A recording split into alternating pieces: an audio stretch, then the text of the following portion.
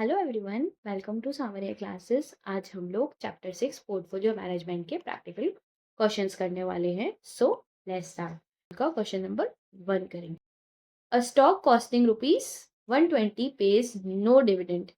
The possible price that the stock might be sell for at the end of the year 115, 120, 125, 130, 135 और 140। ये हमें prices दे रखे हैं और उसकी ये प्रोबेबिलिटीज बता रखी है कि इस प्राइस की ये प्रोबेबिलिटी है, इस प्राइस की ये प्रोबेबिलिटी है, इस प्राइस की ये प्रोबेबिलिटी है। ओके, ऐसे हमको प्रोबेबिलिटीज बता रखी। सबसे पहले हमको एक्सेप्टेड रिटर्न कैलकुलेट करना है। ठीक है, आप लोग क्वेश्चन ढंग से पढ़ोगे नहीं, आप सोचोगे कि इतना इजी सा क्वेश्चन है, हमको प्राइसेस दे रखी है, प्रोबेबिलिटी दे रखी है, मल्टीप्लाई कर लेते हैं, एक्सेप्टेड रिटर्न निकाल लेंगे। नहीं, वो एक्सेप्टेड प्राइस आएगा जो आप प्राइस को एक्स मान के करोगे तो। ठीक है, अभी अपन को इसने क्या मांगा, इन्होंने एक्सेप्टेड रिटर्न मांगा है, यानी एक्स आई मांगा है, तो वो मैं कैसे निकालूंगी पहले। ठीक है, आपको ये वाला फॉर्मूला तो याद ही होगा, अपन ने पढ़ा था। ठीक है, तो हमको कोई डिविडेंड तो नहीं मिल रहा है। ठीक है, और दूसरी चीज P1 माइनस P0 निकालना है। ठीक है, तो अपन को P1 ये दे रखा है, मतलब जो हमको ये बता रखा है ये P1 बता रखे हैं और P1 की प्रोबेबिलिटीज बता रखी है। ठीक है, और P0 तो एक ही होगा भाई, हमारा जो शेयर है वो कितने में खरीदा हुआ है, वो तो एक ही होगा ना, कि हमने इतने में शेयर खरीद लिया। प्रोबेबिलिटीज तो P1 की होगी, है ना। P1 का प्राइस हमको पता नहीं है, वो एक्सेप्टेड है ना। सबसे पहले हम लोग इस फॉर्मूले से परसेंटेज निकालेंगे, परसेंटेज ऑफ रिटर्न निकालेंगे ईच सिचुएशन में। ठीक है, जैसे मैं 115 का निकालती हूँ। ठीक है, तो मेरा P1 कितना है 115। ठीक है, माइनस 120 डिवाइड 120, है ना। मेरा P0 मेरा कॉस्ट कितने का है, मल्टीप्लाई 100 करेंगे तो मेरे पास परसेंटेज रिटर्न आ जाएगी। मतलब इसमें तो लॉस आएगा, लॉस कितना आया 4.17। Okay, simple. पहले आप लोग इसे सॉल्व करना, फिर डिवाइड 120 करना और मल्टीप्लाई 100 कर देना। ओके, तो ऐसे ही मैंने ये वाली चीज सॉल्व करी, वैसे ही मैं 120 के लिए सॉल्व करूंगी, फिर 125 के लिए सॉल्व करूंगी, फिर 130 के लिए सॉल्व करूंगी, फिर 135 के लिए सॉल्व करूंगी और फिर 140 के लिए सॉल्व करूंगी। ठीक है, ये तो परसेंटेज निकालना तो इजीली आप निकाल लोगे। ओके, ये सारी परसेंटेज निकाली। पीआई आपको हर की बता रखी है कि इसकी पीआई इतनी है, तो ये भी मैंने लिख ली, प्रोबेबिलिटी है ना। मैंने एक्स आई मल्टीप्लाई पी आई किया तो मेरे पास ये वैल्यूज आ गई। ओके, ये मल्टीप्लाई करना आपको आता ही है, और ऐड करोगे तो आपके पास ये वाली वैल्यू आ जाएगी। ओके, मैम इसको कैलकुलेटर पे कैसे सॉल्व करें, सिंपल सी चीज। ठीक है, तुम लोग ये वाली वैल्यू कैलकुलेटर पे प्रेस करना। ठीक है, ये क्या प्रेस करोगे, -4.17, उसको मल्टीप्लाई करना 0.1 से और इक्वल्स टू प्रेस कर देना, तो आपको ये वाली वैल्यू मिल जाएगी। सेम तरीके से 0 लिखना, उसको मल्टीप्लाई कर देना 0.1 से, तो आपके पास 0 ही आएगा।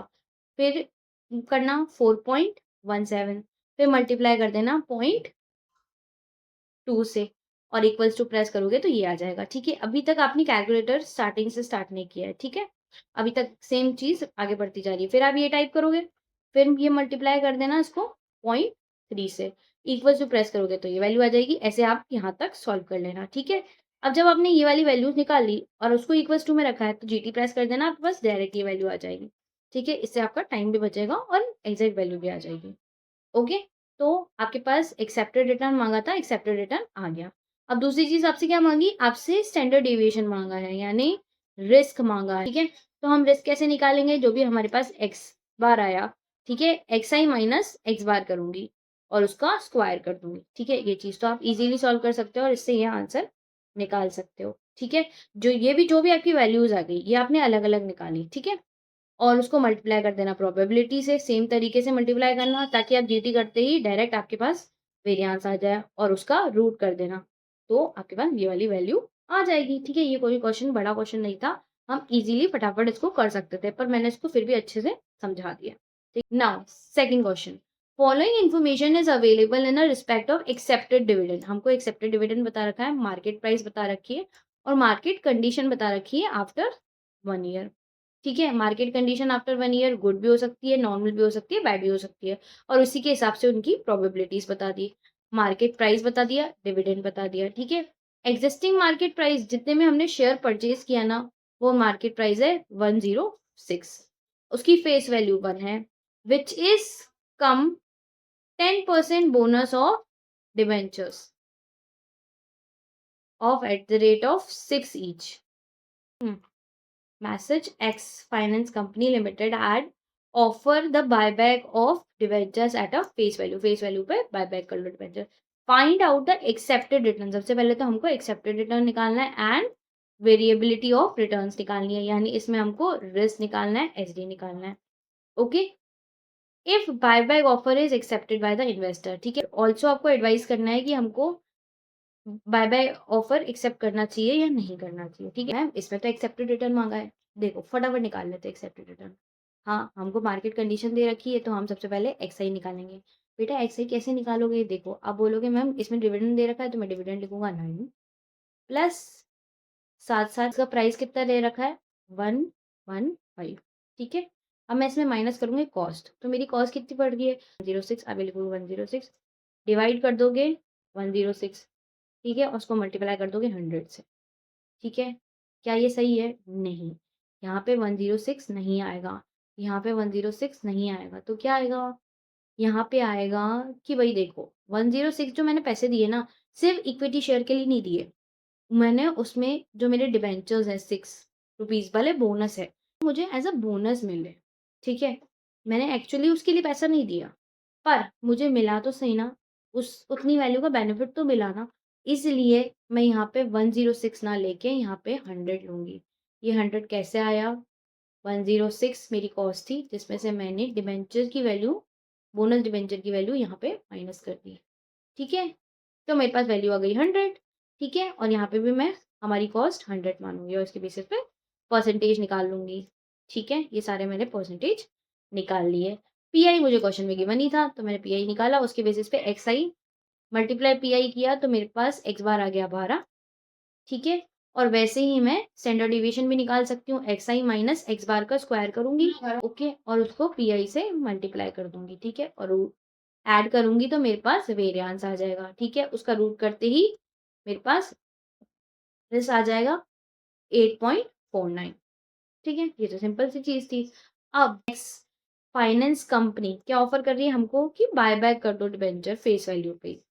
ठीक है, there is a reasonable 10% rate of interest compare to expected return 12% from the market. ठीक है, हमको एक्सेप्टेड रिटर्न कितनी मिल रही है बोनस में 10%, और एक्सेप्टेड रिटर्न शेयर्स में कितना मिल रहा है 12%.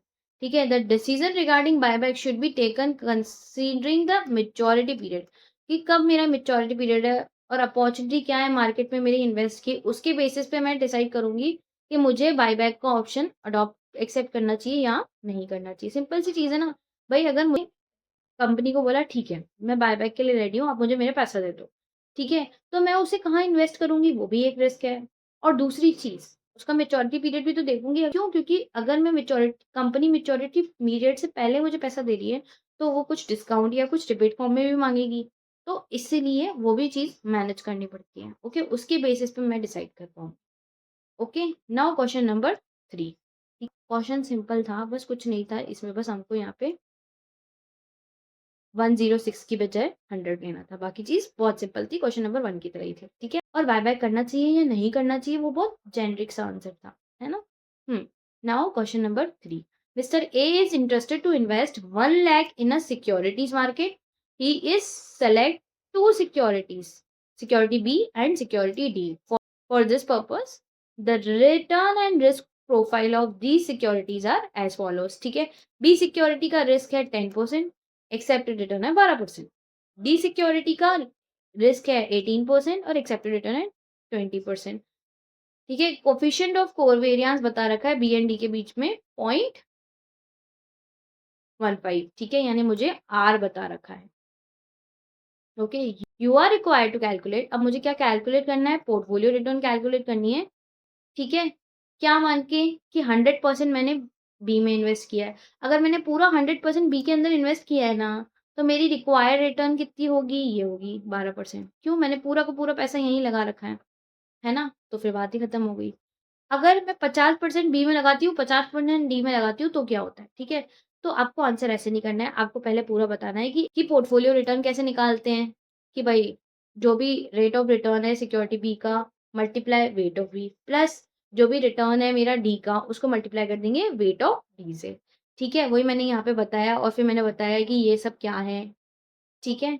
बिल्कुल ऐसे एक्सप्लेन करना है कि ये सारी वैल्यूज़ के साथ-साथ अब आप बोलोगे मैम आपने पोर्टफोलियो रिस्क क्यों बताया? देखो, आगे जब क्वेश्चन पढ़ोगे तो पता चलेगा कि हमको बताना है कि रिस्क एंड रिटर्न के बेसिस पे मैंने रिस्क का फ़ॉर्मूला भी बता दिया। मैंने बताया था ना, तो ये फ़ॉर्मूला हमने कैसे याद किया था? a प्लस b का होल स्क्वायर करके याद किया था। देखो कैसे? ये देखो, ये मेरा a स्क्वायर, ठीक है? फिर ये मेरा b स्क्वायर, ठीक है? फिर ये 2a और ये b। ओके, अब इसके साथ-साथ मुझे एक और चीज़ याद करनी थी, क्या याद करनी थी कि मुझे R चाहिए, कोएफ़िशिएंट कोवेरिएंस चाहिए A एंड B का, ठीक है? तो उसी के बेसिस पे हम इसे सॉल्व करेंगे, ठीक है? मुझे ये सब क्वेश्चन में गिवन है कि 10% रिस्क बता रखा है सिक्योरिटी B का और 18% रिस्क बता रखा है सिक्योरिटी D का। वेट एज़ पर जो भी ये हमारे ऑप्शन है उसके बेसिस पे वेट सेलेक्ट होंगे। ठीक है? तो सबसे पहले फर्स्ट सिचुएशन में क्या होगा, फर्स्ट सिचुएशन में ये होगा कि मैं पूरा का पूरा 100% बी में इन्वेस्ट कर रहा हूँ। तो मुझे ये वेट का लफड़ा है नहीं, 100% यहीं पे इन्वेस्ट कर रहा हूँ। तो सीधी-सी बात है कि मेरा पूरा का पूरा रिटर्न 12% होगा, पोर्टफोलियो रिटर्न और रिस्क 10% होगा, ठीक है? अगर मैं 50-50% करके रखता हूँ, तो मुझे इस फॉर्मूले में वैल्यूज़ पुट करनी है, तो मैंने फटाफट वैल्यू पुट करी। 12% मल्टीप्लाई 0.5 प्लस 20% मल्टीप्लाई 0.5, ठीक है? तो मेरे पास 16% अराउंड रिटर्न आएगा। वैसे ही मैं पोर्टफोलियो वाले फॉर्मूले में पुट ये मैंने पोर्टफोलियो के फॉर्मूले में वैल्यूज़ पुट करी, ठीक है? मैम इसको कैलकुलेटर पे कैसे सॉल्व करेंगे? देखो, बहुत सिंपल है। कुछ नहीं करना है, आपको कैलकुलेटर पे प्रेस करना है 0.10 मल्टीप्लाई करेंगे 0.10, ठीक है? मैं ये वाली चीज़ सॉल्व करना सिखा रही हूँ आपको, ओके? फिर मल्टीप्लाई करेंगे 0.5 मल्टीप्लाई 0.5, ठीक है? और इक्वल्स टू प्रेस कर देंगे, ओके? जो भी वैल्यू आएगी वो वैल्यू ये होगी। तो मैंने क्या किया, मैंने ये वाली चीज़ सॉल्व कर ली, ओके। वैसे ही सेम तरीके से मैं ये वाली चीज़ भी सॉल्व करूँगी, 0.18 मल्टीप्लाई 0.18 मल्टीप्लाई 0.5 मल्टीप्लाई 0.5, तो मेरे पास ये वैल्यू आएगी, ठीक है। अब मुझे ये वाली चीज़ सॉल्व करनी है। अब आप इक्वल्स टू करोगे तो आपके पास ये वाली वैल्यू आएगी, ठीक है। अब मुझे ये वाली चीज़ सॉल्व करनी है, 2 मल्टीप्लाई 0.1 मल्टीप्लाई 0.5 मल्टीप्लाई 0.18 मल्टीप्लाई 0.5 और मल्टीप्लाई कर देंगे 15 जो हमारा कोएफ़िशिएंट कोवेरिएंस है, ठीक है? तो मेरे पास ये वाली वैल्यू आ जाएगी, ठीक है? और हाँ, तो इक्वल्स टू प्रेस करोगे तो आपके पास ये वाली वैल्यू आ जाएगी। अब ये तीनों वैल्यू इक्वल्स टू में पड़ी है, अब डायरेक्ट जीटी दबाओगे आपके पास ये वाली वैल्यू आएगी, ठीक है? और फिर रूट दबा दो, तो आपके पास ये वैल्यू आ जाएगी, ठीक है? उसको मल्टीप्लाई कर देना 100 से, तो ये रिस्क आ जाएगा, ओके? बहुत सिंपल है, कोई भी मेहनत का काम ही नहीं है ज़्यादा। ठीक है? इसी तरीके से प्रेज़ेंटेशन करनी है एग्ज़ाम में, बिल्कुल इसी तरीके से करनी है। आपको पहले फ़ॉर्मूलेज़ बताना है, ठीक है? कि हमको ये पोर्टफोलियो रिटर्न निकालना है, तो मेरे को ये वाला फ़ॉर्मूला चाहिए, ठीक है? फिर आपको बताना है कि आरबी का मतलब आपके अकॉर्डिंग क्या है? डब्ल्यूबी का मतलब क्या है? आरडी का मतलब क्या है? डब्ल्यूडी का मतलब क्या है? ठीक है? साथ-साथ अगर आपको क्वेश्चन में उसकी वैल्यू गिवन है, तो वो भी आपको लिख देनी है कि इसकी वैल्यू ये गिवन है क्वेश्चन में, इसकी वैल्यू ये गिवन है और फिर आप डायरेक्टली यहाँ पे ये चीज़ सॉल्व कर सकते हो। ठीक है? वैसे ही थर्ड ऑप्शन में हमको क्या बोला है, थर्ड ऑप्शन में हमको बोला है कि 75% मैं बी में लगा रहा हूँ, 25% डी में लगा रहा हूँ। ठीक है? तो मुझे कुछ नहीं करना है, मैंने जहाँ पे 0.5 लिखा है, वहाँ पे मैं लिखूँगी ए में 0.75 और बी में लिखूँगी 0.25 और उसके बेसिस पे सॉल्व कर लूँगी, तो मेरे पास ये रिटर्न आ जाएगी। ठीक है? ये सॉल्यूशन आपको मैंने ऊपर ही सिखा दिया। ओके, वैसे ही फोर्थ वाले में क्या बोला, फोर्थ वाले में बोला है 100% डी में लगा रही हूँ। अगर मैं 100% डी में लगा रही हूँ तो मेहनत ही नहीं करनी है। क्यों मेहनत नहीं करनी है? मुझे रिटर्न बता रखा है 20% और रिस्क बता रखा है 18%, सिंपल। ओके, तो मैंने उसके बेसिस पे यहाँ पे बता दिया कि ये और ये है और लास्ट में मैंने सबके पोर्टफोलियो रिटर्न्स बता दिए, हर ऑप्शन में कितने-कितने हैं और हर ऑप्शन में क्या-क्या रिस्क है वो भी बता दिया। Now question number 4 consider the following information on 2 stocks A and B. इसमें 2 ईयर का अलग-अलग रिटर्न बता रखा है। 2006 में ए का रिटर्न था 10%, 2007 में ए का रिटर्न था 16%। वैसे ही सिक्योरिटी बी का 2006 में रिटर्न था 12%, 2007 में रिटर्न था 18%। You are required to determine, क्या डिटरमाइन करना है? The expected return on portfolio containing A and B in a portion of 40% and 60% respectively. सबसे पहले तो आपको एक्सेप्टेड रिटर्न निकालना है दोनों का, ठीक है? तो अभी एक्सेप्टेड रिटर्न के लिए आपके पास वो नहीं है, क्या नहीं है? आपके पास प्रोबेबिलिटी नहीं है, तो आप सिंपली हिस्टोलॉजिकल डेटा समझ के फटाफट एवरेज कर दोगे। तो एवरेज बेसिस पे यहाँ पे 13% आया रिक्वायर्ड रिटर्न, यहाँ पे मेरे पास रिटर्न 13% आया ए का, और यहाँ पे आया 15%। ओके, क्योंकि 2 ईयर का ही दिया था तो मैंने ऐड किया और डिवाइड बाय 2 कर दिया डायरेक्ट। ओके, अब मुझे एक्सेप्टेड रिटर्न, पोर्टफोलियो रिटर्न चाहिए, तो मेरे पास इन दोनों की रिटर्न आ गई और वेट मुझे पता ही था 40% और 60%, उसके बेसिस पे मैंने एक्सेप्टेड रिटर्न निकाल लिया, इतना मेरा एक्सेप्टेड रिटर्न आ गया। Okay, simple. नाउ हमको क्या बोला? हमको बोला उसके बाद स्टैंडर्ड डेविएशन निकालो। ईच स्टॉक का अलग-अलग निकालना है, ठीक है? तो मैं ईच स्टॉक का अलग-अलग निकाल सकती हूँ, क्योंकि हिस्टोलॉजिकल डाटा है तो ज़्यादा दिमाग तो लगाना नहीं है। मेरे को क्वेश्चन में एआई तो गिवन ही है, ठीक है? और उसके बेसिस पे मैं एआई माइनस ए बार करूँगी। ए बार मैंने अभी-अभी ऊपर निकाला 13%, ठीक है? तो मैंने यहाँ पे उस बेसिस पे ये वाली वैल्यू निकाल ली, ऐड करेंगे, ठीक है? और उसको डिवाइड कर देंगे किससे? 2 से, क्योंकि मेरे पास 2 ही वैल्यूज़ हैं, एन 2 ही है। तो उसके बेसिस पे मेरे पास एसडी आ जाएगा 3। ऐसे ही मैं सिक्योरिटी बी का भी इजीली निकाल सकती हूँ। फिर उन्होंने हमसे क्या माँगा? फिर उन्होंने हमसे माँगा कोवेरिएंस ऑफ रिटर्न, ठीक है? दोनों स्टॉक का, ठीक है? हमको कोवेरिएंस निकालना है। अब आपको कोवेरिएंस भी निकालना आता ही होगा। एआई माइनस ए बार, बीआई माइनस बी बार। तो मेरे पास मीन से डिफरेंस निकालना है, बिल्कुल निकाल सकते हैं। मेरा मीन कितना था? 13 था। तो मैंने क्या किया? 10 माइनस 13 -3 आया, ठीक है? उसको m प्लस में रखा। फिर मैंने किया 12 माइनस 15, तो भी -3 आया, ओके? -3 आया। उसको मैं मल्टीप्लाई कर दूँगी एमआरसी से और इक्वल्स टू प्रेस करूँगी, तो मेरे पास डायरेक्ट 9 आएगा। वैसे ही दूसरे तरीके से हम लोग 16 और 18 वाला भी सॉल्व करेंगे। ठीक है? अब इन्होंने मुझसे क्या पूछा? अब इन्होंने मुझसे कोरिलेशन निकालना पूछा। कोरिलेशन कैसे निकालते हैं? आर-ए-बी इज़ इक्वल्स टू कोवेरिएंस जो अभी आपने ऊपर निकाला ए एंड बी का, उसको डिवाइड कर दो एसडीए एसडीबी से, ठीक है? एसडीए एसडीबी तो अभी अपन ने ऊपर निकाला था ना, देखो यहाँ पे निकाला था 3 और 3 आया था, ठीक है? तो मैं क्या करूँगी 9 डिवाइड कर दूँगी 9 से। 9 से कैसे किया मैंने? 3 मल्टीप्लाई 3 करोगे तो 9 ही आएगा, तो फिर मेरा 1 आ गया रिलेशन, ठीक है? ये क्वेश्चन आपका क्या कर रहा है? ये क्वेश्चन सिर्फ़ और सिर्फ़ आपके फ़ॉर्मूलेज़ चेक कर रहा है। आपको बिल्कुल नहीं पता कि कोवेरिएंस कैसे निकालते हैं, कोएफ़िशिएंट ऑफ कोरिलेशन कैसे निकालते हैं। तो आप लोग क्या करो, मेरी कॉन्सेप्ट वाली वीडियो देख लो जो इससे जस्ट पहले आई हुई है, ठीक है? उससे आपके सारे डाउट क्लियर हो जाएँगे और आपको समझ भी आ जाएगा कि ये सिर्फ़ कैसे हो रहा है, ठीक है? Now we are moving on. Next last question क्या पूछा है? लास्ट क्वेश्चन पूछा है द रिस्क ऑफ पोर्टफोलियो। अब मुझे रिस्क ऑफ पोर्टफोलियो निकाल के बताओ, ठीक है? इन अ पोर्शन ऑफ 40% ए का है और 60% बी का है, ठीक है? उसके बेसिस पे निकाल के बताओ।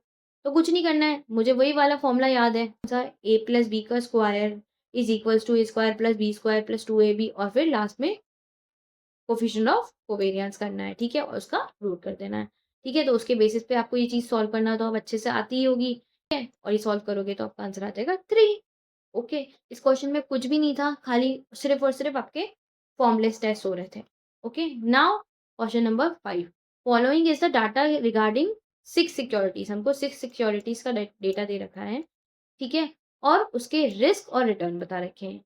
अज्यूमिंग 3 विल बी सिलेक्टेड, इनमें से कोई भी 3 सेलेक्ट करनी है आप, ठीक है? कौन-सी सेलेक्ट करोगे? सबसे सिंपल चीज़, सिक्योरिटी ए से स्टार्ट करते हैं, ठीक है? सिक्योरिटी ए का रिटर्न क्या है? सिक्योरिटी ए का रिटर्न है 8%, रिस्क क्या है? 4, ओके? सेम रिटर्न सेम दिख रहा है, बी का रिटर्न भी सेम दिख रहा है और एफ का रिटर्न भी सेम सेम दिख रहा है, लेकिन उसका रिस्क ज़्यादा है, ठीक है? अब उसका रिस्क ज़्यादा है तो मैं रिटर्न ए में ही पैसा लगाऊँगी, मतलब मैं सिक्योरिटी ए में ही पैसा लगाऊँगी, बी और एफ में नहीं लगाऊँगी। तो मैं क्या करूँगी, इन दोनों को यहाँ से हटा दूँगी। अब मेरे पास 3 ऑप्शन और बचे और मुझे 2 सिक्योरिटी सेलेक्ट करनी है, ठीक है? अब एक और चीज़ क्या है, सी और डी में क्या है कि मैं सी में 12% रिटर्न कमा रही हूँ, तो मुझे 12% रिस्क भी उठाना पड़ रहा है और डी में भी यही, अगर मैं 4% रिटर्न कमा रही हूँ, तो मुझे 4% रिस्क भी उठाना पड़ रहा है। तो मैं ऑब्वियस सी बात है डी2 नहीं चूज़ करूँगी। भई मुझे अगर सेम ही रिस्क बेयर करना है, तो मैं फिर सी वाला चूज़ करूँगी, क्योंकि मेरा रिस्क डिवाइड बाय रिटर्न का परसेंटेज सेम ही है। ओके, और फिर बचा ई, तो मैं ई सेलेक्ट करूंगी, सिंपल। तो मुझे तीन तीन सेलेक्ट करना है, तो मैं सेलेक्ट करूंगी बी, तो मैं सेलेक्ट करूंगी ए, सी और E. Okay.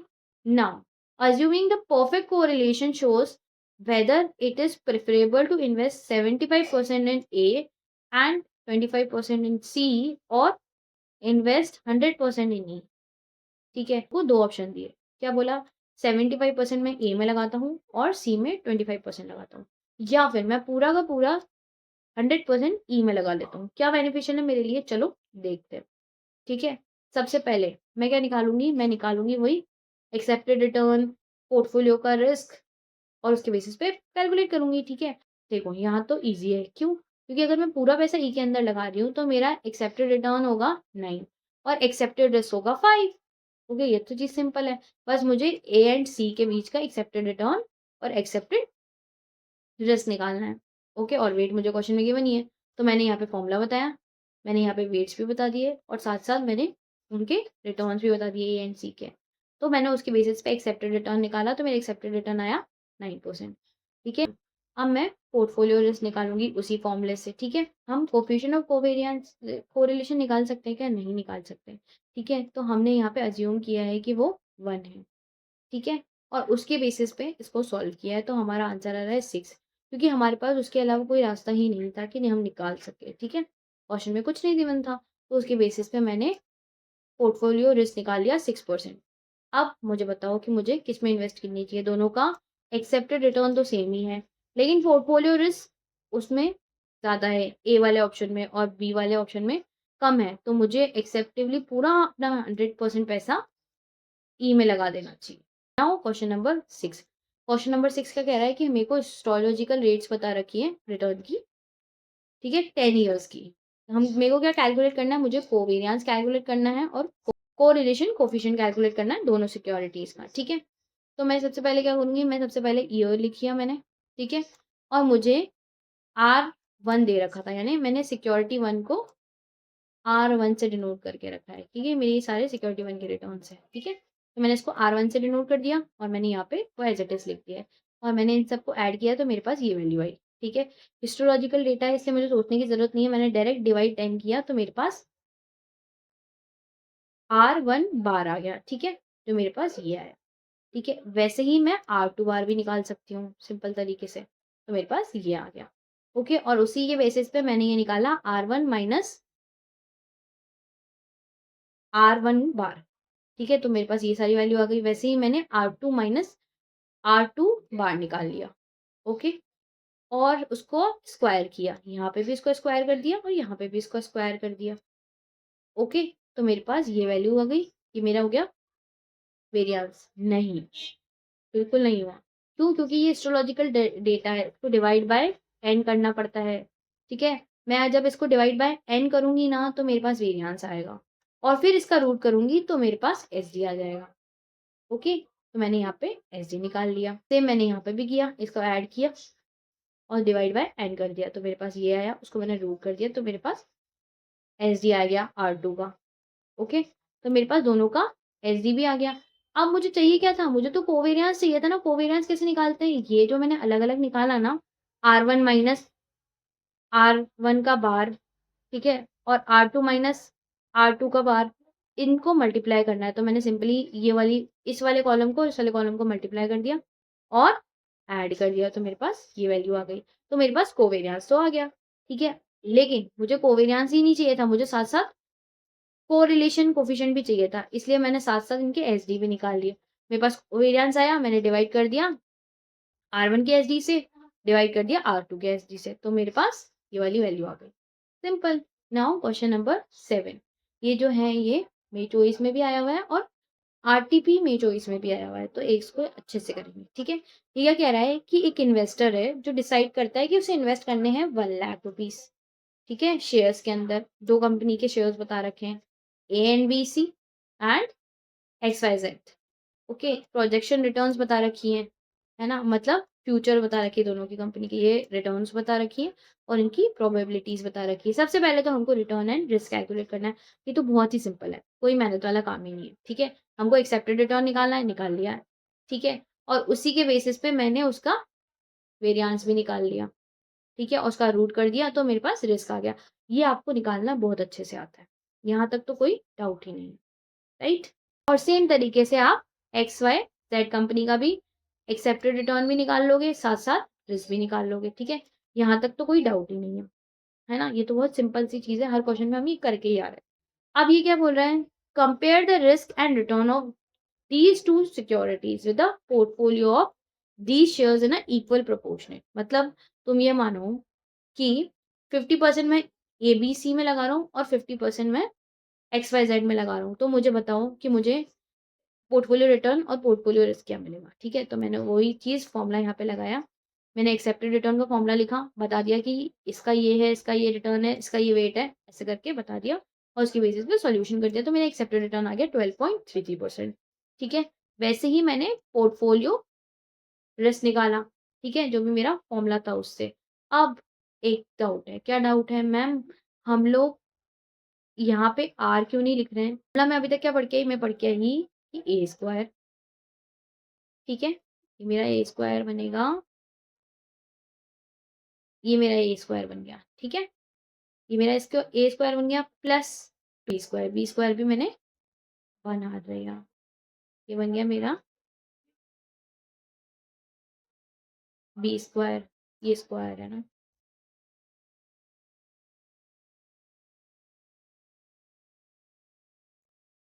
ठीक है?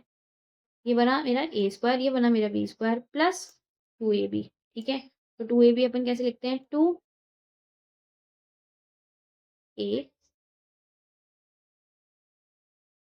ठीक है? और b। और साथ-साथ मैंने कहा था कि पोर्टफोलियो रिटर्न में इसके साथ-साथ आता है coefficient of covariance A and B, ठीक है? ये फ़ॉर्मूला हम लोग आज तक यूज़ करते आए हैं। अभी तक जितने भी क्वेश्चन पढ़े हैं, उन्होंने इसको इसी फ़ॉर्मूले से किया है, ठीक है? अब एक और चीज़, हम लोग आर का फ़ॉर्मूला क्या लिखते हैं? हम लोग आर का फ़ॉर्मूला लिखते हैं कोवेरिएंस ए एंड बी, ठीक है? उसको डिवाइड करते हैं एसडीए और एसडीबी से, ठीक है? तो मैंने ये चीज़ हटा के यहाँ पे ये चीज़ लिख दी, ऐसा समझो, ठीक है? तो मेरा एसडीए से कट गया और एसडीबी से कट गया। तो मेरे पास क्या बचा? मेरे पास बचा 2 weight A, weight B, covariance of A and B, देखो। और यही चीज़ मैंने यहाँ पे लिख दी। अगर आपने मेरी प्रैक्टिकल कॉन्सेप्ट वाली वीडियो देखी होगी तो आपको ये चीज़ समझने की भी ज़रूरत नहीं पड़ती। आपको अच्छे से ये चीज़ पहले ही समझ आ गई। पर फिर भी मैंने दोबारा से रिपीट कर दी ये चीज़, ओके? ताकि आपको क्लियरली इस क्वेश्चन के साथ भी क्लियर हो जाए, ओके? तो मेरे पास सारे वेरिएंस तो हैं, ओके? और उनके वेट भी हैं। मैंने निकाल रखे हैं, देखो ये वेरिएंस, मैंने वेरिएंस निकाल रखे हैं, ठीक है? और मेरे पास उनके वेट्स भी हैं। बता दिए ना 50-50% है, ओके? मुझे कोवेरिएंस चाहिए। कोवेरिएंस के लिए मैंने पहले ही मेहनत कर ली थी। अपन हमेशा अलग-अलग कैलकुलेट नहीं करते, सीधा ये कैलकुलेट करते हैं और उसको पीआई से मल्टीप्लाई कर देते हैं। लेकिन अपन ने इस बार ये एक्स्ट्रा वर्क इसलिए किया ताकि अपन ईज़िली कोवेरिएंस निकाल सकें। ठीक है? तो मेरे पास ये वाली वैल्यूज़ आ गई। तो मैंने क्या किया, इसको मल्टीप्लाई कर दिया पीआई से। इन तीनों कॉलम्स को मैंने मल्टीप्लाई किया तो मेरे पास ये वाली वैल्यू आई और ऐड कर दिया तो ये आ गया। ठीक है? और फिर इसको मैंने फॉर्मूले में पुट किया, सॉल्व किया तो मेरे पास आ गया एसडी। नाउ नेक्स्ट क्या बोल रहा है, ये नेक्स्ट हमसे बोल रहा है कि तुमको फाइंड आउट करना है proportion of each of the above shares to be formulate the minimum risk portfolio. मतलब मुझे मिनिमम रिस्क पोर्टफोलियो बनाना है तो मुझे वेट ए बताओ और मुझे कितना वेट बी रखना चाहिए, ये पूछ रहा है। ठीक है? तो अब हम लोग कैसे निकालेंगे? अब हम लोगों ने ये वाला फॉर्मूला पढ़ा था। क्या फॉर्मूला पढ़ा था? कि जो भी टोटल रिस्क है वो रखो नीचे। टोटल रिस्क क्या है? टोटल रिस्क है variance of A plus variance of x minus कर दो 2 वेरिएंस ए एंड बी। जो कोवेरिएंस का मतलब ये है कि ये वो रिस्क है जो ए एंड बी दोनों में जुड़ा हुआ है, ठीक है? तो मैंने इसको दोनों से ही हटा दिया। ओके, क्योंकि हम दोनों साथ में कर रहे हैं ना, इसलिए। उसको डिवाइड करेंगे किससे? डिवाइड कर देंगे हम लोग, जो मेरे को वेट चाहिए, मुझे वेट किसका चाहिए? ए का चाहिए, ठीक है? तो मैंने यहाँ पे वेरिएंस किसका लिखा? एक्स का लिखा। और माइनस कर दिया covariance and A and B, सिर्फ एक माइनस किया। क्यों? क्योंकि 2 माइनस मैंने इसलिए नहीं करे क्योंकि इन दोनों में से एक ए का था और एक एक्स का था, तो इसलिए मैंने ऐसा नहीं किया। ओके, मैं ऊपर सिर्फ एक्स का ले रही हूँ और नीचे दोनों का ले रही हूँ, इसलिए मैंने ऐसा किया। ओके, तो आपको ये फॉर्मूला तो अच्छे से समझ आ ही गया होगा, नहीं आया तो आप इस फॉर्मूले को याद भी कर सकते हो। ओके, तो अब मैं क्या करूँगी, अब मैंने यहाँ पे वैल्यूज़ पुट करी, मेरे पास सारी वैल्यूज़ है, मेरे पास वेरिएंस भी है, मेरे पास कोवेरिएंस भी है, ठीक है? तो मैंने यहाँ पे फटाफट वैल्यू पुट करी। सबसे पहले मैंने ये चीज़ सॉल्व करी, ठीक है? उसको ऐड कर दिया इससे और ऐड कर दिया इससे, ठीक है? उसको रख दिया m प्लस के अंदर। फिर मैंने ऊपर वाली चीज़ सॉल्व करी, ओके? और उससे आया ये वाला आंसर और डिवाइड कर दिया MRC से, तो ये इक्वल्स टू प्रेस किया तो मेरे पास ये वाली वैल्यू आई, ठीक है? अब मेरे पास वेट ए आ गया, तो वेट एक्स निकालने के लिए मैं वापस से ये फॉर्मूला लगाऊं क्या? नहीं, मेरे को पता है टोटल वेट 1 होता है, ठीक है? तो मैंने 1 माइनस वेट ए कर दिया, तो मेरे पास वेट एक्स ऑटोमेटिकली आ गया। Now question number 8, the following information are available with the Krishna limited, ठीक है? कृष्णा लिमिटेड की हमको इन्फॉर्मेशन दे रखी है, ठीक है? ये according to me important question है, तो अच्छे से करते हैं। ये हिस्टोलॉजिकल डेटा पे बेस्ड है, ठीक है? तो हमको ईयर्स बता रखे हैं, हमको कंपनी का शेयर प्राइस बता रखा है, एवरेज डिविडेंड पर शेयर बता रखा है, एवरेज मार्केट इंडेक्स बता रखा है और डिविडेंड यील्ड बता रखी है और साथ साथ रिटर्न ऑन गवर्नमेंट बॉन्ड बता रखा है, ठीक है? तो ये तो हुआ हमारा आरएफ, ठीक है? ये हुआ हमारा मार्केट रिलेटेड डेटा, ठीक है? और ये हुआ हमारा कंपनी रिलेटेड डेटा। ओके, तो हमसे क्या है, हमसे इन्होंने पूछा है बीटा वैल्यू निकालो कृष्णा लिमिटेड की। तो मेरे पास एक्स और एम आ गए, तो एक्स और एम वाला फॉर्मूला जो है वो रिग्रेशन वाला फॉर्मूला, ठीक है? तो मैंने मार्केट की चीज डिटेल्स नीचे लिखी, क्या लिखा? N sigma M square minus sigma M का होल स्क्वायर, ठीक है? और ऊपर मैंने लिखा N sigma X M minus sigma X sigma M. यहाँ पे मैंने एक्स एम साथ में लिखा और यहाँ पे मैंने उसको अलग अलग दिखा दिया, ठीक है? इस तरीके से हमने याद किया था और एन एन नीचे दोनों में आना चाहिए। अब मुझे एक्स आई निकालना है, तो एक्स आई का फॉर्मूला क्या है? वही है डिविडेंड, जो मेरे को दिया हुआ है क्वेश्चन में, ठीक है? अब मैं डिविडेंड ये वाला नहीं ले सकती, क्यों नहीं ले सकती ये वाला? क्योंकि ये मैं मान रही हूँ कि ये है P0 वाला, ठीक है? ये 0 ईयर का है, ठीक है? तो मैं ऐसे मान रही हूँ, तो ये 0 ईयर का है तो मेरा डिविडेंड ये माना जाएगा P1 के लिए, ठीक है? ईयर 1 के लिए, और इसका P1 ये होगा, P0 ये होगा, ओके? और उसके बेसिस पे मैंने रिटर्न निकाल ली। सेम तरीके से मैं 2014 में क्या मानूँगी? मैं 2014 में मानूँगी कि मेरा डिविडेंड है और ये उस टाइम के लिए ये मेरा P0 है और ये मेरा P1 है, ओके? और फिर नेक्स्ट वाले के लिए मैं इसको P0 मानूँगी, इसको डिविडेंड मानूँगी और इसको P1 मानूँगी और उसके बेसिस पे मैंने रिटर्न्स निकाल ली, ठीक है? परसेंटेज फॉर्म में, और ऐड करूँगी तो मेरे पास सिग्मा एक्स आ जाएगा, ओके? अब सिग्मा एम निकालना है मुझे, ठीक है? डिविडेंड ऑलरेडी परसेंटेज फॉर्म में दे रखा है, ठीक है? तो अब मुझे सिर्फ़ और सिर्फ़ चेंज निकालना है, यानी जो भी इंक्रीज़ हुआ है प्राइस में, सिर्फ़ उसका परसेंटेज निकालना है, ठीक है? तो मैंने उसके अकॉर्डिंग निकाला, ये मेरा P1 हुआ, ये मेरा P0 हुआ, उसके इनको बीच का जो डिफ़रेंस है, उसको मल्टीप्लाई कर दिया 100 से और डिवाइड कर दिया P0 से, ये मैंने P0 माना, ठीक है? तो मेरे पास ये परसेंटेज आया। सेम तरीके से मैंने नीचे वाले में किया कि ये मैंने P1 माना, इसको मैंने P0 माना, इन दोनों के बीच का डिफरेंस डिवाइड P0 मल्टीप्लाई 100 कर दिया, तो मेरे पास ये वाली वैल्यू आ गई। सेम तरीके से मैंने लास्ट ईयर में कर दिया, तो मेरे पास ये परसेंटेज आ गया। अब मेरे पास डिविडेंड यील्ड का परसेंटेज ऑलरेडी गिवन था, तो मैंने यहाँ पे डायरेक्ट लिख दिया वो परसेंटेज और ये परसेंटेज और इस परसेंटेज को ऐड कर दिया, तो मेरे पास एम परसेंटेज आ गई, ठीक है? तो मेरे पास एम की वैल्यूज़ आ गई, ठीक है? एमआई आ गई और सिग्मा के लिए मैंने इनको ऐड कर दिया, ओके? अब मुझे सिग्मा एम चाहिए, ठीक है? साथ-साथ मुझे सिग्मा एक्सएम भी चाहिए, तो मैंने एक्स और एम का जो ये परसेंटेज आएगा, उसको मल्टीप्लाई करके एक्सएम निकाल लिया और ऐड कर दिया, तो सिग्मा एक्सएम बन गया, ठीक है? और लास्ट में मुझे चाहिए एम स्क्वायर, ठीक है? तो मैंने जो ये एम परसेंटेज निकाला उसका स्क्वायर कर दिया और ऐड कर दिया, तो सिग्मा एम स्क्वायर आ गया, ठीक है? सिग्मा एम का होल स्क्वायर तो वो तो डायरेक्टली हो जाएगा, मुझे तो यहाँ से सिर्फ सिग्मा एम चाहिए, तो सिग्मा एम तो मैं ऑलरेडी कैलकुलेट कर चुकी हूँ, ठीक है? तो मैंने सबसे पहले मीन निकाला, तो मीन तो मैंने इजीली निकाल लिया, ओके? और उस फॉर्मूले में वैल्यू पुट करके बीटा निकाल लिया, ठीक है। मैंने इस फॉर्मूले में क्या किया, यहाँ पे वैल्यूज डाल दी सारी जो मैंने ऊपर निकाली थी, ठीक है। ओके, एन तो मेरा 3 है ना, देखो 3 है, 1 2 3। अब बोलोगे नहीं मैम 4 है, ऊपर तो 4 ईयर दे रखे हैं, लेकिन मैंने परसेंटेज जो निकाली, मैंने जो एक्सआई एमआई निकाला, वो तो मैंने 3 इयर्स का ही निकाला ना, तो मेरे लिए एन जो है वो 3 इयर्स का है, ठीक है। मैंने यहाँ पे वैल्यू पुट कर दी, ठीक है। इसे सॉल्व करेंगे, देखो हम कैलकुलेटर पे ये वाली चीज और ये वाली चीज पहले से सॉल्व करके रखेंगे, ठीक है। जैसे मैंने कैलकुलेटर पे सॉल्व किया 60.78 मल्टीप्लाई 43.93, तो मेरे पास ये वाली वैल्यू आ गई, ठीक है। सेम चीज मैंने इस वाली चीज में भी करी, अलग से कैलकुलेटर पे सॉल्व कर लिया, 43.93 मल्टीप्लाई इक्वल्स टू, तो मेरे पास ये वाली वैल्यू आ गई। ओके, अब आपको क्या करना है, कैलकुलेटर रीस्टार्ट करना है। ओके, अब आपको सॉल्व करना है 3 मल्टीप्लाई 665.43। ओके, उसको माइनस कर देना है इस वैल्यू से, तो आपके पास ये वाली वैल्यू आ जाएगी, और उसको रखना है एम प्लस में, ठीक है।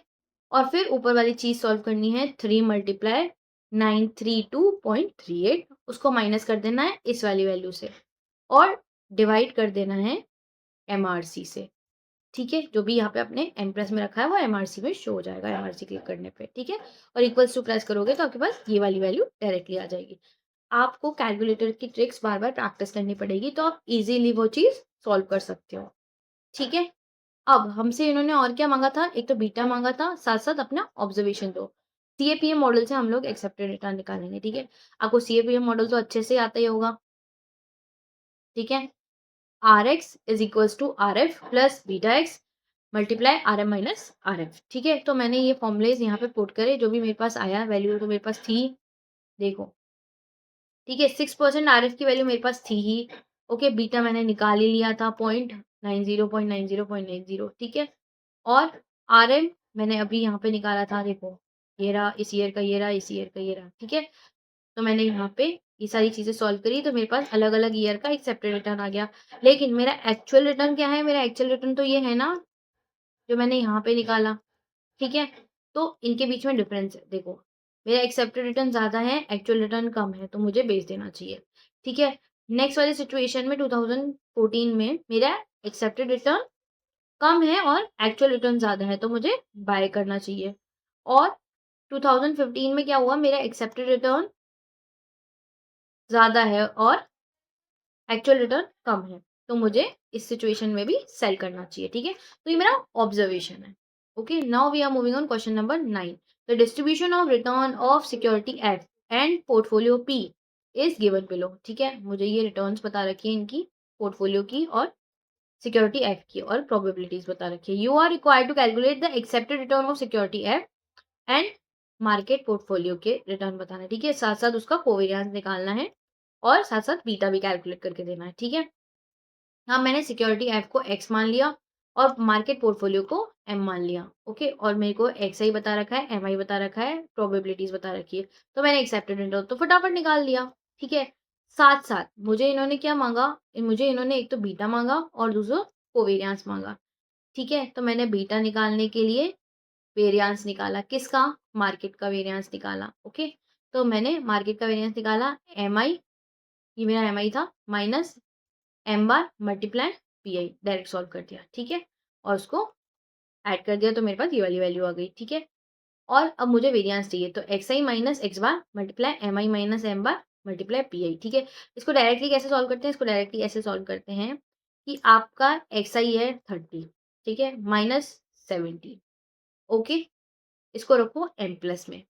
नाउ एम आई आपका -10, -10 -14, तो आपका जो भी वैल्यू आया 24, ठीक है। उसको मल्टीप्लाई कर दो एम आर सी से, ठीक है, और इक्वल्स टू प्रेस करो, और फिर उसको मल्टीप्लाई कर दो 0.30 से, तो आपके पास ये वाली वैल्यू आएगी, ओके। सेम तरीके से 7.2 भी करना है, और सेम तरीके से -81.6 भी निकालना है, ओके। याद रखना, कैलकुलेटर जब भी आप ये चीज सॉल्व करो तो आपको कैलकुलेटर स्टार्टिंग से स्टार्ट करना है, ठीक है। और फिर इनको ऐड करके देखोगे तो ये वाली वैल्यू आ गई, तो ये मेरा हो गया कोवेरियंस, ठीक है। यहाँ पे मैम एन से डिवाइड क्यों नहीं कर रही हो, एन से डिवाइड मैं इसलिए नहीं कर रही हूँ क्योंकि यहाँ पे मेरे को डायरेक्टली प्रोबेबिलिटी दे रखी है, ये फ्यूचर डेटा दे रखा है, इसलिए मैं यहाँ पे वो नहीं कर रही हूँ। तो मेरे पास एक्स आई आ गया, एम आई आ गया, कोवेरियंस आ गया, ठीक है।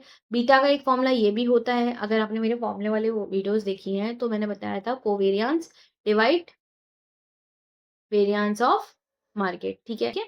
तो मेरे पास ये वाला वैल्यू आ गया। Now question number 10, given below is a information of market rates of returns and the data of two companies, दो कंपनीज का डेटा भी बता रखा है, मार्केट रिटर्न बता रखा है इतना, कंपनी ए कंपनी बी का रिटर्न बता रखा है, ठीक है। ये क्या है, ये 3 साल का डेटा है जो हिस्टोलॉजिकल के ऊपर बेस्ड है, ठीक है। You are required to determine the beta coefficient of shares A and B का हमको बीटा बताना है, ओके। ओके, बीटा क्या होता है, मार्केट से ही डिनोट होता है, इसलिए हमको 3 चीजें दे रखी है, ठीक है। मैं कंपनी ए का कराऊंगी, सेम तरीके से कंपनी बी का भी होगा, ओके। मैंने ए आई लिखा, एम आई लिखा और sigma A I sigma M I निकाल दिया, ठीक है। उसको एन से डिवाइड करते ही सीधा ए बार और एम बार निकाल दिया, ठीक है। तो मेरे पास ए बार और एम बार आ गया, ठीक है।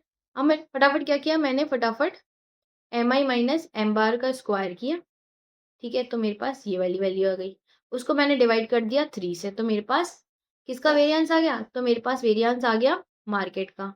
और वैसे ही मैंने कोवेरिएंस निकाला, ए आई minus A bar M I minus M बार, तो मेरे पास ये वाली वैल्यू आई, इसमें मैंने डिवाइड 3 किया, तो मेरे पास कोवेरिएंस आ गया ए और एम का, ठीक है। मेरे पास कोवेरिएंस आ गया ए और एम का, मैंने डिवाइड कर दिया उसको वेरिएंस ऑफ मार्केट से, तो मेरे पास डायरेक्ट बीटा आ गया, ठीक है। इजीली सॉल्व कर लिया, ठीक है। मैम कभी तो आप बीटा को कौन सा फॉर्मूला यूज कर रहे हो, कभी कौन सा फॉर्मूला यूज कर रहे हो, देखो आपको लगता है कि क्वेश्चन में आप बीटा को इस तरीके से सॉल्व कर सकते हो, कोवेरिएंस निकाल सकते हो, वेरिएंस ऑफ मार्केट निकाल सकते हो, तो आप इजीली इस फॉर्मूले से सॉल्व कर लो, ठीक है। अगर आप उस फॉर्मूले से नहीं निकाल सकते हो तो आपको उस टाइम वो फॉर्मूला चाहिए तो चाहिए, ठीक है। इसलिए मैंने बीटा के सारे फॉर्मूले लिखा दिए according to you, according to question, जो फॉर्मूला जहाँ यूज होता है वो फॉर्मूला वही यूज होगा, ठीक है। जैसे मैंने इससे पहले एक और फॉर्म वो पढ़ाया था क्वेश्चन, जैसे मैंने ये वाला क्वेश्चन कराया था, इस वाले क्वेश्चन में भी आप चाहते हैं तो आप उस वाले फॉर्मूले से कर सकते थे।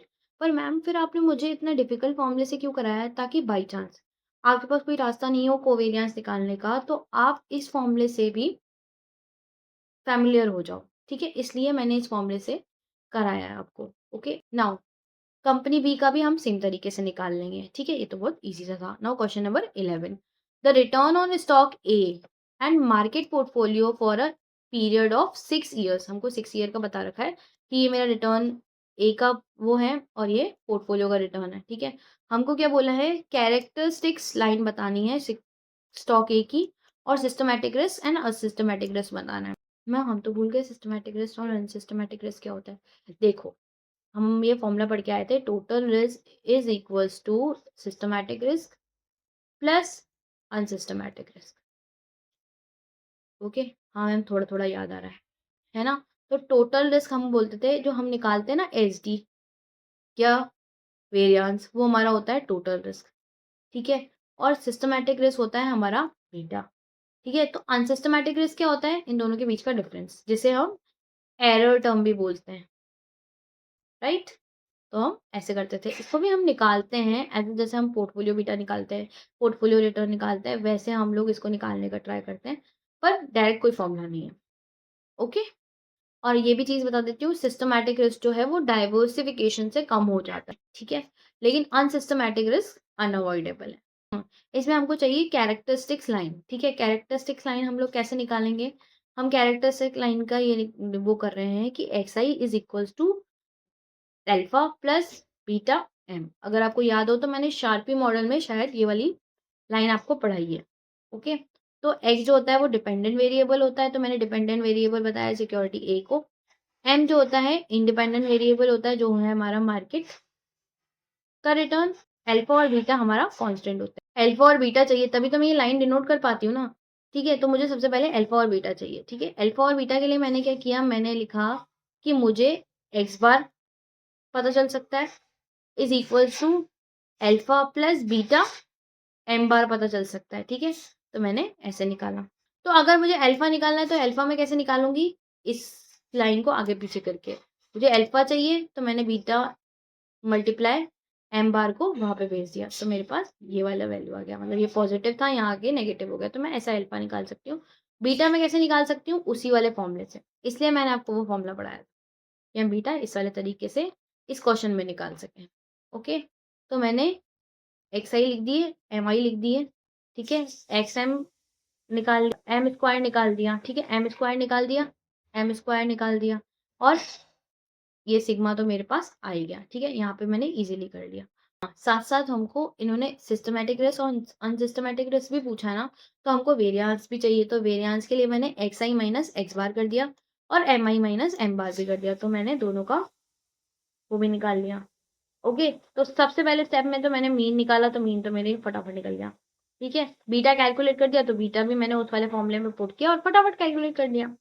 ओके, अगर आप उस फॉर्मूले से फैमिलियर नहीं होते तो आप यहाँ कंफ्यूज हो जाते हैं, ठीक है, अगर आपको लगता है कि आप नहीं इजी वाला फॉर्मूला याद रखना है, जरूरी नहीं है। ऐसे अगर आपको बोलेगा आपको इस फॉर्मूले से करना है या एमसीक्यू फॉर्म में कहीं पे भी डाल दिया, तो आपको आना तो चाहिए ना, इसलिए मैंने यहाँ पे बता रखा है। ओके, नाउ फिर मैंने अल्फा निकाल लिया, ठीक है, मेरे पास एक्स बार आ गया, एम बार आ गया, बीटा मैंने निकाल लिया, तो मैंने उससे अल्फा निकाल लिया, तो मेरे पास ये अल्फा आया, ठीक है, और कैरेक्टरिस्टिक लाइन में मैंने पुट कर दिया, मेरे पास एक्स आई एक्स तो पता नहीं क्या है, अल्फा और बीटा पुट कर दिए, और एम की जगह पे मैंने रिटर्न एम लिख दिया, ठीक है, क्योंकि लाइन ऐसे ही डिनोट होती है। अगर मैं यहाँ पे रिटर्न ऑफ मार्केट डिनोट कर देती, बता देती, तो मेरे पास एक्स की वैल्यू आ जाती, फिर तो कोई मतलब ही नहीं था ना, ठीक है, मुझे तो लाइन बतानी थी, इसलिए मैंने ऐसे डिनोट कर दिया। ओके, अब मुझे कैलकुलेशन बताना सिस्टमैटिक रिस्क और अनसिस्टमैटिक रिस्क का, ठीक है, तो मैंने टोटल रिस्क निकाला था, ये रहा देखो टोटल रिस्क,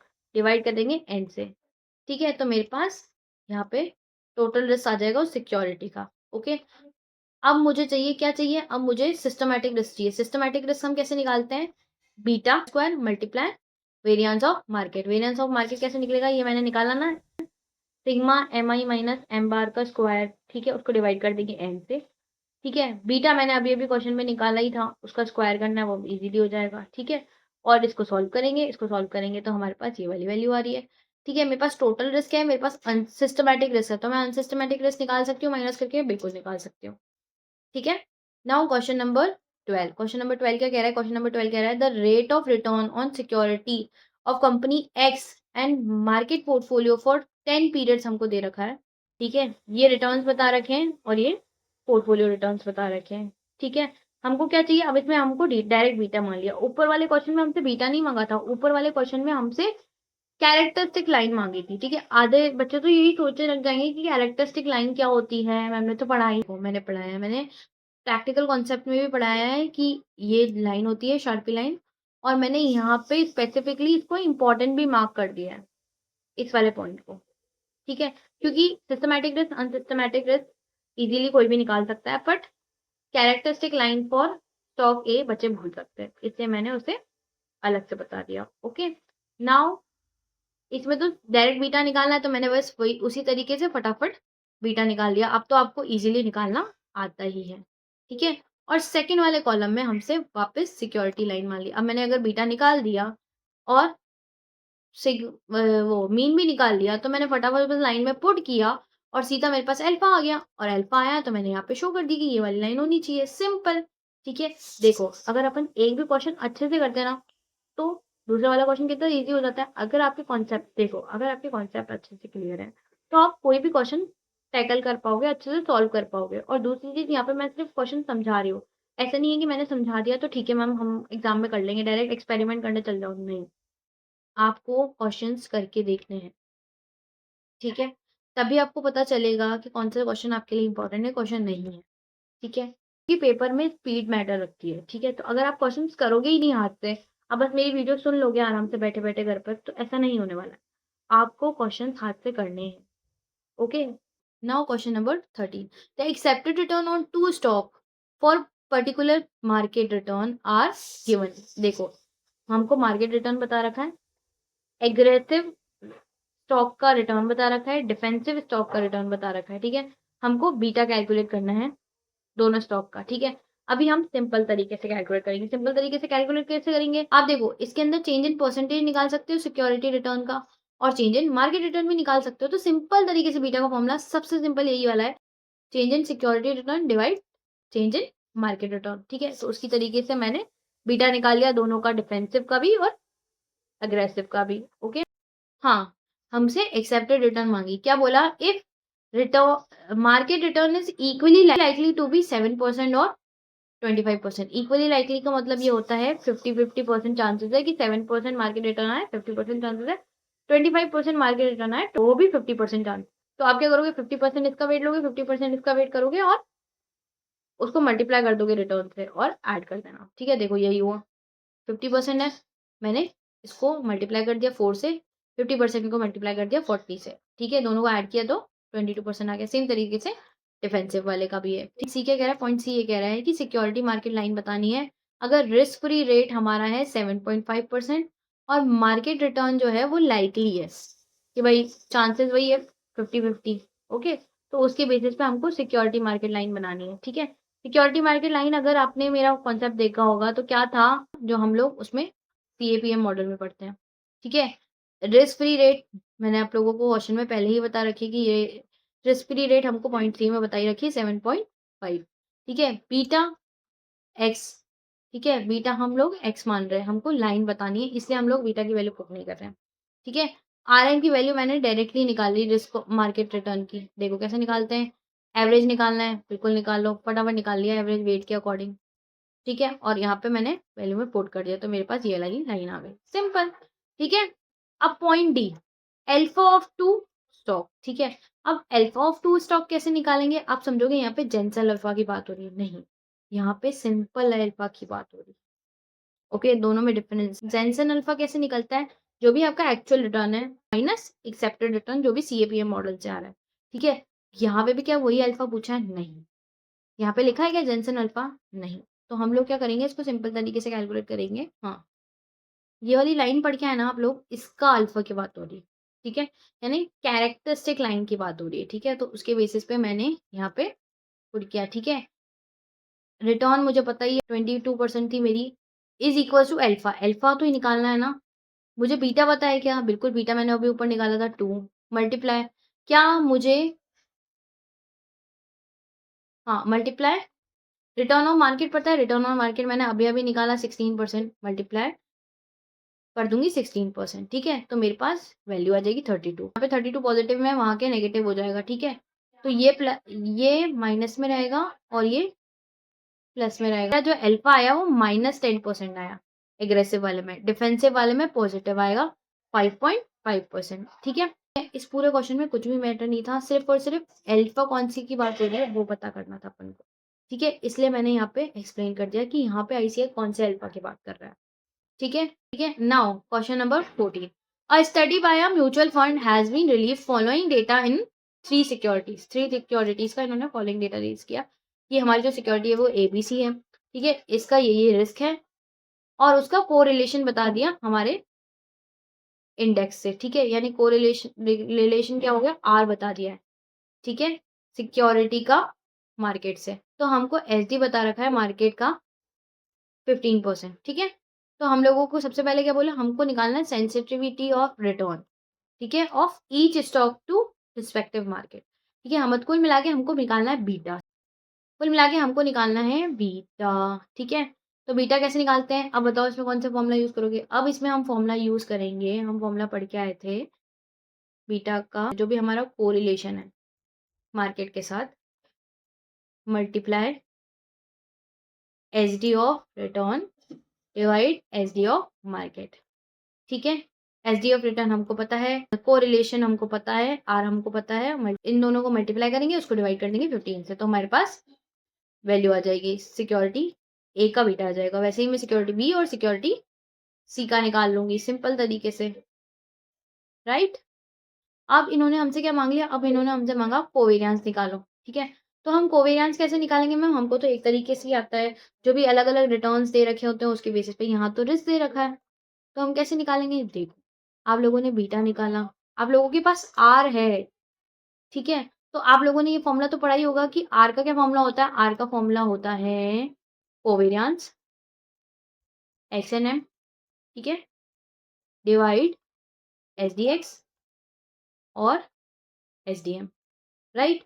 अब मुझे कोवेरियंस चाहिए तो मैं इसको इधर मल्टीप्लाई कर दूं तो मेरे पास कोवेरियंस आ जाएगा, राइट। इस वाले फॉर्मूले से भी हम निकाल सकते हैं, तो मैंने वही चीज यहाँ पे लिखी है। पर एक कंडीशन और है कि मुझे कोवेरियंस सिक्योरिटीज के बीच का चाहिए, ना कि कोवेरियंस मार्केट एंड सिक्योरिटी का चाहिए। तो मुझे यहाँ पे चाहिए सिक्योरिटी ए एंड बी का, ठीक है? तो मुझे मुझे यहाँ पे आर भी जो चाहिए वो ए एंड बी का चाहिए, पर मुझे जो आर दे रखा है वो तो मार्केट से बता रखा है ना, उससे तो बता नहीं रखा है। देखो, इसी से हम लोग एक और फॉर्मूला याद करेंगे। क्या फॉर्मूला याद करेंगे? देखो, ए का जो मार्केट से रिलेशन है उसको मल्टीप्लाई कर दो बी का जो मार्केट से रिलेशन है, ठीक है? तो आप लोग जहाँ पे भी पहुँचोगे ना वो होगा आपका आर ए एंड बी, ठीक है? और ये चीज़ तो सेम रहेगी ही रहेगी, ठीक है? तो और इसके बेसिस पे आप लोग इज़िली सॉल्व कर सकते हो मल्टीप्लाई कर कर के, ठीक है? सेम तरीके से कोवेरिएंस बी एंड सी भी निकालना है और ए एंड सी भी निकालना है। अब तो आप निकाल सकते हो, ओके? और इसी की चीज़ हमने ये चीज़ नहीं सीखी कि अगर मुझे आर चाहिए ए एंड बी का, तो मैं क्या करूँ कि मेरे को आर बता रखा है ए एंड एम का, मतलब मार्केट का, और आर बता रखा है बी एंड एम का, तो मैं इनको मल्टीप्लाई करूँगी तो मेरे पास आर आ जाएगा ए एंड बी का।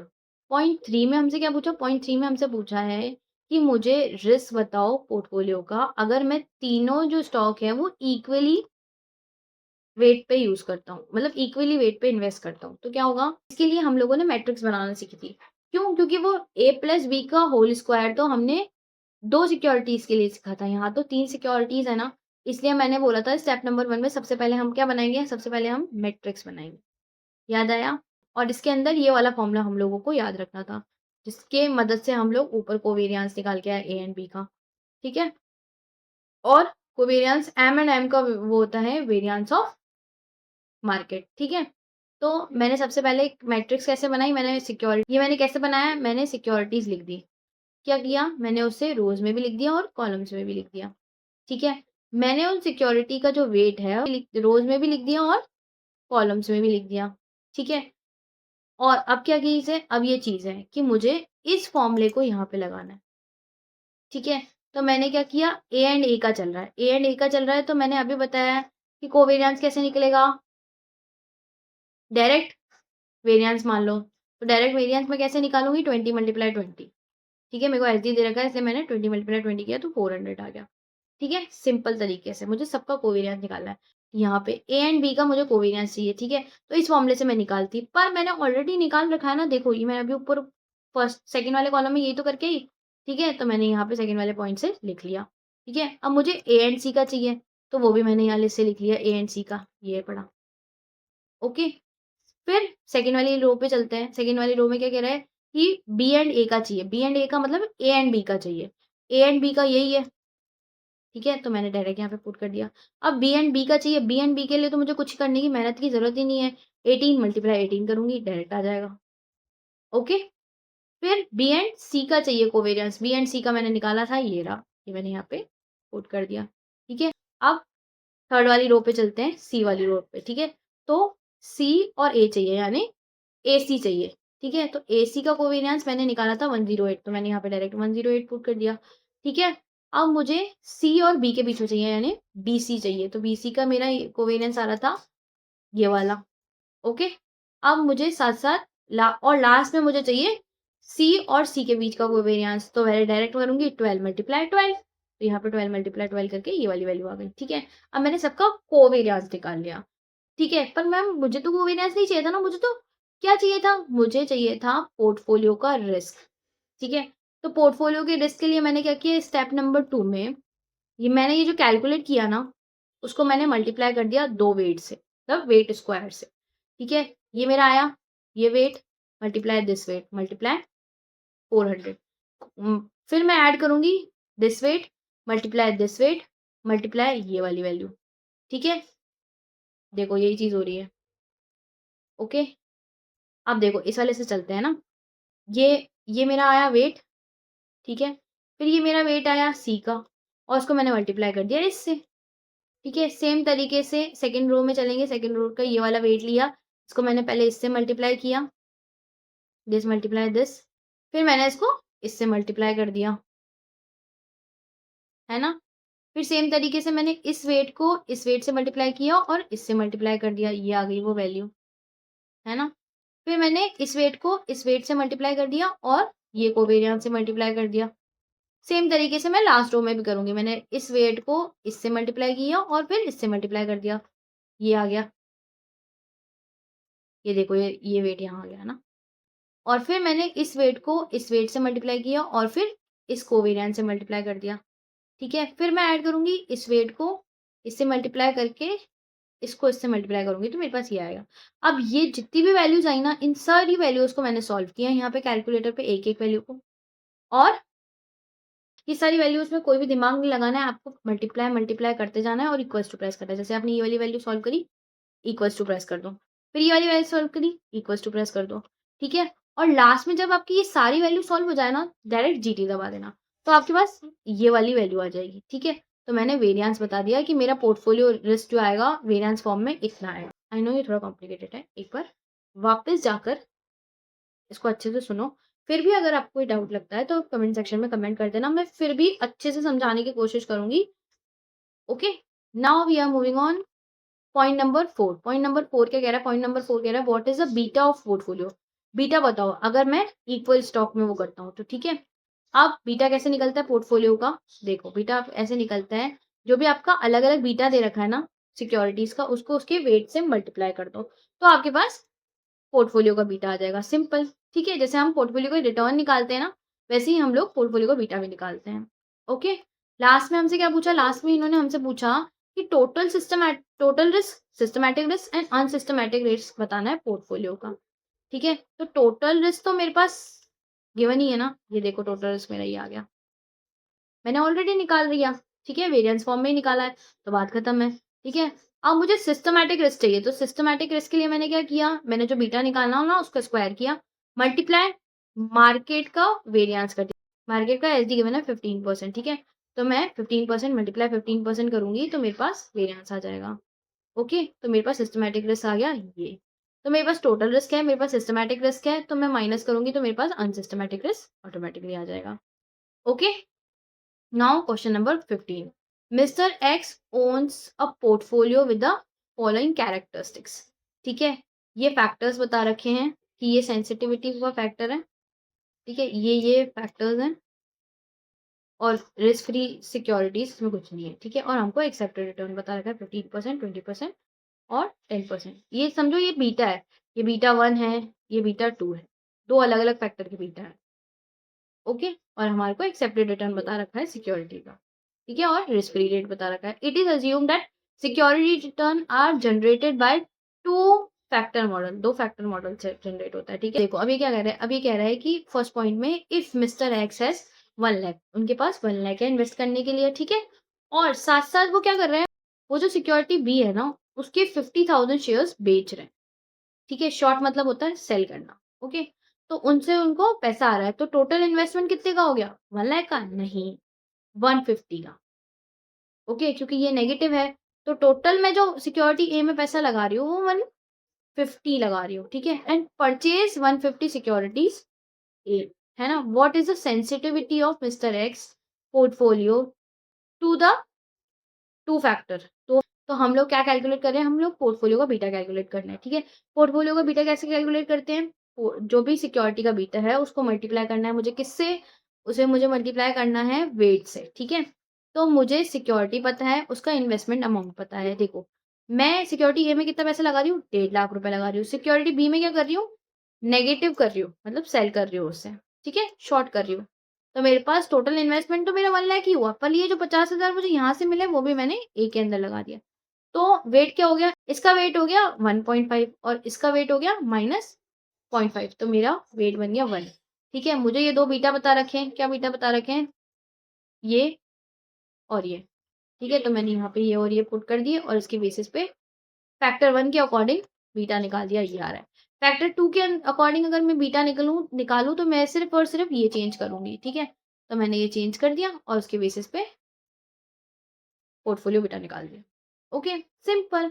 सेकंड चीज़ ये क्या बोल रहा है, सेकंड चीज़ ये बोल रहा है if mister x borrows 1 lakh, उसने क्या किया 1 लाख बोरो किए रिस्क फ्री रिटर्न से, ठीक है, and invest this amount he borrows along with the original amount 1 lakh in security A and security be in the same proportionate. उसने क्या किया, ये जो 1 लाख इसने जिस प्रोपोर्शनेट में डिस्ट्रीब्यूट किया था ना, उसी प्रोपोर्शनेट में जो दूसरा 1 लाख है वो भी डिस्ट्रीब्यूट कर दिया, ठीक है। तो अब बताओ कि सेंसिटिविटी क्या होगी दोनों बीटा की, ठीक है। तो अब क्या होगा? अब देखो, आप क्या बोलोगे कि है ना इसने क्या किया 1 लाख और इन्वेस्ट कर दिया। नहीं, ऐसा नहीं है। इसने रिस्क फ्री से क्या लिया? 1 लाख लिया। अब इस 1 लाख को उसने ऐसे इन्वेस्ट किया कि पुराने जैसा हो गया, मतलब पुराने जैसा मतलब एज़ इट इज़ सेम, ठीक है? मतलब 1.5 लाख यहाँ लगाए और 50,000 इसके और बेच दिए। तो इसने टोटल इन्वेस्टमेंट ए के अंदर कितना किया? 3 लाख का इन्वेस्टमेंट कर दिया। 1 लाख बी में शॉर्ट्स दिखा दिए और रिस्क फ्री रेट से बोरोइंग दिखा दी 1 लाख। हाँ, तो टोटल इन्वेस्टमेंट कितना हुआ? टोटल इन्वेस्टमेंट तो 1 लाख ही है, ठीक है? रिस्क फ्री रेट से बोरो करके वहाँ डाल दिया और उसके बेसिस पे वेट चेंज हो गए। ठीक है? यहाँ वेट 3 हो गया, यहाँ वेट 1 हो गया, यहाँ वेट 1 हो गया और अगर अपन इनका ऐड करेंगे तो वेट 1 बैठता है, ठीक है? और बीटा हम लोगों को पता ही रखा है। रिस्क फ्री रेट का बीटा तो हम लोगों को क्वेश्चन में गिवन ही नहीं है। मैम यहाँ पे आपने 0 कैसे लिखा? अरे बेटा, रिस्क फ्री रिटर्न का बीटा तो हमेशा 0 ही होता है ना। भाई वो रिस्क फ्री है, तभी तो उसका बीटा 0 है ना। वो रिस्क फ्री है, तभी तो अपन उसमें इन्वेस्ट कर रहे हैं ना। ठीक है? तो उसका बीटा क्या होगा? हमेशा 0 होगा। ओके? तो हम लोगों को उसके बीटाज़ मिल गए। हम लोगों के फैक्टर 1 के बीटा ये थे। ठीक है? तो मैंने यहाँ पे पुट किए वो बीटाज़ और उसको प्रोडक्ट कर दिया। तो मेरे पास फैक्टर 1 का बीटा आ गया। ओके, वैसे ही मैं फैक्टर 2 का भी बीटा निकाल लूँगी, ठीक है? वेट तो सेम ही रहेगा, बस यहाँ पे बीटा लिखने हैं, चेंज करने हैं, यहाँ पे बीटा चेंज करने हैं और इसके बेसिस पे कैलकुलेट करना है, तो मेरे पास पोर्टफोलियो बीटा ये आ जाएगा। ठीक है? थर्ड की चीज़ क्या माँगी? थर्ड चीज़ हमसे माँगी है एक्सेप्टेड रिटर्न बताना है, प्रीमियम ऑफ फैक्टर 2। ठीक है? कैसे निकलेगा? देखो, आप लोगों को क्या है, आरएफ बता रखा है, बिल्कुल बता रखा है। आरएफ हम लोगों को बता रखा था क्वेश्चन में 10%, ठीक है? प्लस बीटा, बीटा हम लोगों ने पोर्टफोलियो का अभी-अभी निकाला। सेकंड फैक्टर की बात चल रही है, ठीक है? सेकंड फैक्टर का बीटा निकाला 0.60 और एक्सेप्टेड रिटर्न प्रीमियम निकालना है, ठीक है? वो हम लोगों को क्वेश्चन में नहीं गिवन है, तो हमको यही माँगा है क्वेश्चन में, ठीक है? तो मैंने यहाँ पे क्या किया, यहाँ पे ये जो 10% था, यहाँ पे पॉज़िटिव था, यहाँ के नेगेटिव हो गया, तो 15 माइनस 10 5% आ गया, ठीक है? ये यहाँ पे मल्टीप्लाई में था, वहाँ जाके डिवाइड में हो जाएगा, तो डिवाइड कर देंगे 0.60, तो हमारा आंसर आ जाएगा 8.33%। क्वेश्चन नंबर 16, क्वेश्चन नंबर 16 क्या कह रहा है? Mister Tempest has following portfolio of 4 share. ये हमने जहाँ शेयर्स खरीद रखे हैं उन कंपनीज़ के नाम है, उनका बीटा दे रखा है, उनका इन्वेस्टमेंट अमाउंट बता रखा है, रिस्क फ्री रेट बता रखा है 7% और मार्केट रिटर्न बता रखा है 14%, ठीक है? तो सबसे पहले हम लोगों को क्या बोला है? पोर्टफोलियो रिटर्न निकालो। पोर्टफोलियो रिटर्न के लिए हमको क्या चाहिए? हमको एक्सेप्टेड रिटर्न चाहिए। तो एक्सेप्टेड रिटर्न हम लोग कैसे निकालेंगे? सीएपीएम मॉडल से निकालेंगे, आरएफ प्लस बीटा, जो भी हमको क्वेश्चन में गिवन है अलग-अलग सिक्योरिटीज़ का, ठीक है? अलग-अलग सिक्योरिटीज़ का अलग-अलग निकालना है। मल्टीप्लाई कर देंगे आरएम जो भी 14% है माइनस आरएफ 7%, ठीक है? तो उसके बेसिस पे मैंने अलग-अलग सिक्योरिटीज़ का एक्सेप्टेड रिटर्न निकाल लिया, ठीक है? इन्वेस्टमेंट मुझे क्वेश्चन में गिवन ही था, उसके बेसिस पे मैंने वेट निकाल लिए हर सिक्योरिटी का, ठीक है? और जो रिटर्न आया उसको वेट से मल्टीप्लाई कर दिया, ठीक है? ऐड करेंगे तो पोर्टफोलियो रिटर्न आ जाएगा।